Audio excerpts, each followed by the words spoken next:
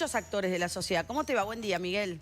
Hola, ¿cómo estás? Bien. Sí, yo siempre aclaro de entrada que la adolescencia no es una enfermedad. O sea, ser adolescente no te pone en un lugar de delito, de descontrol. Es una etapa lindísima de la vida. Sí. Hay que acordarse porque la idea de ir transformando a la adolescencia en una zona exclusivamente de peligro es un agravio para los adolescentes y sus padres, ¿no? Ahora, dentro de ese contexto, estas cosas que pasan, ¿no? Estamos viendo en algunas series, incluso en algunos superhéroes, cuando éramos chicos, el superhéroe era valiente, arrojado, iba al frente, tenía valores. Ahora están bajoneados, tienen un pasado oscuro.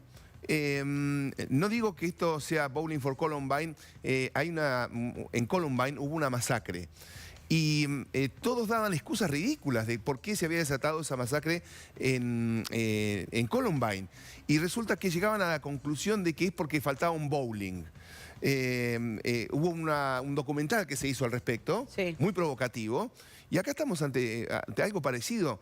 Pareciera que si no hay un buen pasar en casa, entonces se puede desatar el desastre. Se escuchan gritos en las casas. ¿Esto puede empezar en la casa, Miguel? En la casa y en la sociedad, justamente en Bowling for Columbine, la conclusión, y yo creo que era una acertada conclusión, sí, era que era una cultura del miedo. Sí. Que el miedo transforma a los chicos en violentos, porque es la manera que, abroquelándose en grupos separados, sintiendo que son más fuertes que otros y demás, manejan ese miedo ambiente que hay. Mirá, en contextos como vivir en una zona que a la noche es una boca del lobo, con familias que a veces no se llevan bien y que también dejan salir la ira de una manera naturalizada, ¿no es cierto? Que eso también está ocurriendo en nuestro país, que se naturaliza el ejercicio de la iracundia, de la ira, del insulto. Entonces, el análisis sería todo un día al respecto. El asunto es que los chicos lo manifiestan de esta manera, abroquelándose en grupos que se enloquecen a veces, empiezan a sentirse poderosos como contracara de su debilidad, pergeniando confabulaciones o pegándole a los más chicos, que es el clásico, ¿no? Aprovecharse y pegarle al más chico para sentirse más grande que alguien, porque ahora, el mundo es demasiado cruel. Necesitamos herramientas, o sea, en casa, esta noche, ¿qué puedo hacer? ¿Qué podemos hacer para saber si nuestros hijos son víctimas o victimarios? No, si hay víctimas son todos los chicos, si hay víctimas.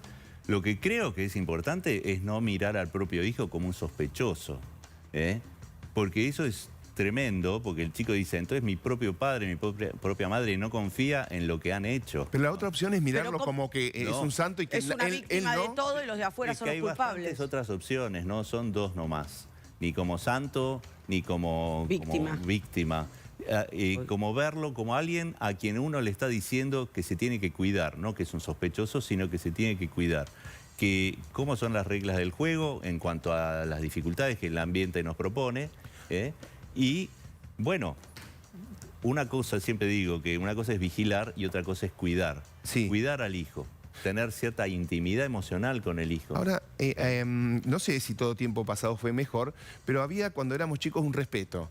Si mamá o papá decían algo, o los abuelos, se respetaba. Lo que hemos visto en tiempo esta parte es que los chicos le gritan a los padres, muchos adolescentes insultan a los padres, o se encierran en una cápsula y la respuesta es en monosílabo. ¿Cómo estás? Bien. ¿Necesitas algo? Nada. Y se encierran en su cuarto, en un mundo terrible, en un mundo complicado, y estamos como con mucha angustia, padres temerosos y infancias o adolescencias que son como tiranos a veces. ¿Vos sugerís que tal vez esto pueda ser parte de la falta de límites de los padres? Bueno, que los padres le tienen miedo a los hijos. Estamos en un contexto en donde padres y madres no solamente, generalmente, muchas veces están separados, sino que trabajan y entonces tampoco hay mucha presencia, ¿no? Claro, eso se ve bastante. Eso es re importante. Lo que pasa es que ya lo damos por hecho, pero eso tiene que ver con la situación. Luego está justamente la inversión de la tiranía. Antes era la tiranía de los grandes, ahora es de los chicos. O sea, no es que dejó de haber tiranía. Claro. Y esto tiene que ver también con una cultura reactiva a una supuesta, no supuesta, a un autoritarismo. Venimos de hace muchos años con una idea de autoridad muy ligada al autoritarismo. Pero claro, se mató la autoridad a la vez que se erradicó o se pretendió erradicar el autoritarismo. Entonces nos quedamos a la intemperie en ese sentido. Los padres se sienten culpables de ejercer la autoridad porque temen ser autoritarios.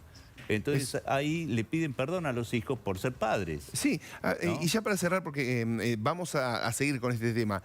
¿Qué hago si siento que mi hijo es un tirano, que mi hija es una tirana? No, mi hijo cometió algo de esto. Le pegó a un compañero. Difícil, espinoso el tema, ¿no? Si mi hijo no es la víctima, si mi hijo es el culpable de estar en banda, de hacer bullying, de agredir a alguien, de burlar a profesores, compañeros. ¿Qué hago? Bueno, yo creo que esto que está pasando ahora, que están reunidos en el colegio, es un ejemplo de lo que hay que hacer.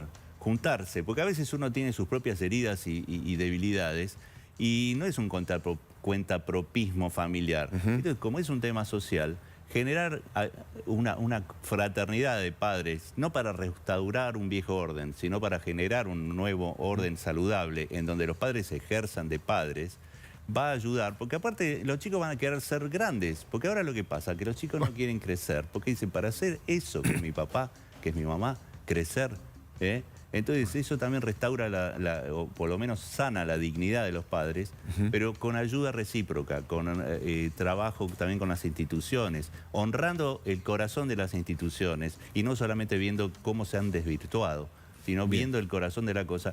Va por ahí la cuestión de la sanación de este tipo de situaciones. Miguel, vamos a abrir tu consultorio muy Vamos seguido. a seguir con el tema. Muchas gracias, Miguel Espeche. Gracias.